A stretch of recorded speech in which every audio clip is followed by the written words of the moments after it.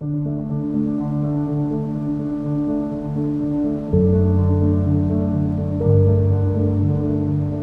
across the world have welcomed 2022. An explosive end to a year most of us would rather forget. The promise of a fresh start and hope for better times ahead. Put it behind us, you know what I mean? Been a crazy couple of years, and let's kick this year off good. After days on a razor's edge, Ukraine is now a nation at war. Just hours ago, Russian forces began their attack. President Vladimir Putin warning other countries that any attempt to interfere with the Russian action will lead to, quote, consequences they have never seen. For millions of Australians, it feels like the rain has barely stopped. 2022 has seen repeated inundations, crops destroyed, the loss of dozens of lives in floodwaters, and then there's another factor making these flooding events worse and contributing to the trend we're seeing, where rain falls in big bursts at once. That is climate change. Tonight, the personal details of all of the health insurers' 3.9 million customers in the hands of hackers. Australians are being warned of more economic pain by the RBA governor.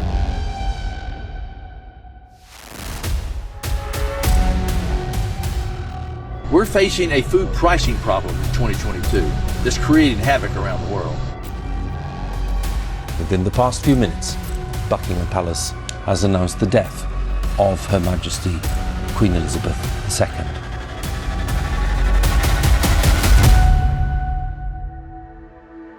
It has not been easy for the world. It's been massively disrupted. As a leader, in the last 43 years, I would say it was one of the most difficult times in my life as a managing director. But I realise that if you have a dream and you have a passion, your passion exists not when things are going well. No. Your passion is when things are going wrong. When you are not really in control, but the only thing you're in control of is your psychology up here. Queenslanders have done exceptionally well, as we all know, in our fight against COVID. Today, I can announce we are easing some of those restrictions. The restrictions we had in place did their job, keeping our communities safe and encouraging vaccinations. It's time to reunite Queensland. I'm honoured to be given the opportunity to serve as the 31st Prime Minister of Australia. The moment Australia's new Prime Minister acknowledges his victory, leading the Labour Party to power for the first time since 2010. We have gone through the biggest workforce disruption in history, or at least in the last 100 years. And I want to congratulate everyone for having the resilience, the determination, the passion to enhance lives. Because as you're enhancing lives, you're enhancing your own. I think about, the tough times. You've got to also remember that, tough people will always last and tough times will disappear. Ash Barty is the Australian Open champion. I want to thank our volunteers. We are incredibly blessed as a state and as a country to have so many people who risk their lives each and every day to look after every one of us. With empty COVID clinics, nobody tracking clusters and lockdowns long behind us, today is the day Australia's government's effectively declared the pandemic is all but over.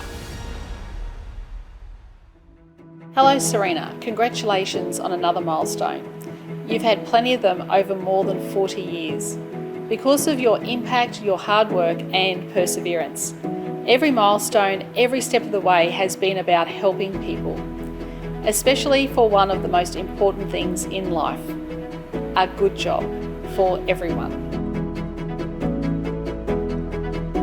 I virtually kickstarted the company with $600 and I gave myself 8 months that I was going to do this, and I was determined. I used to work 17 hours a day.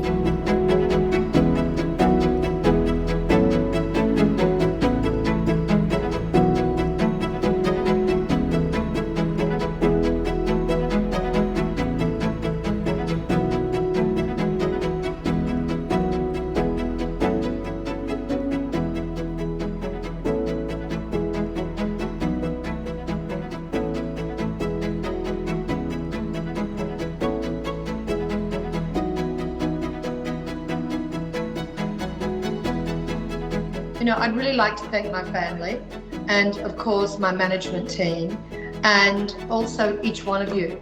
And you guys are really what inspires us, inspires me, and really is very much part of my world and my journey.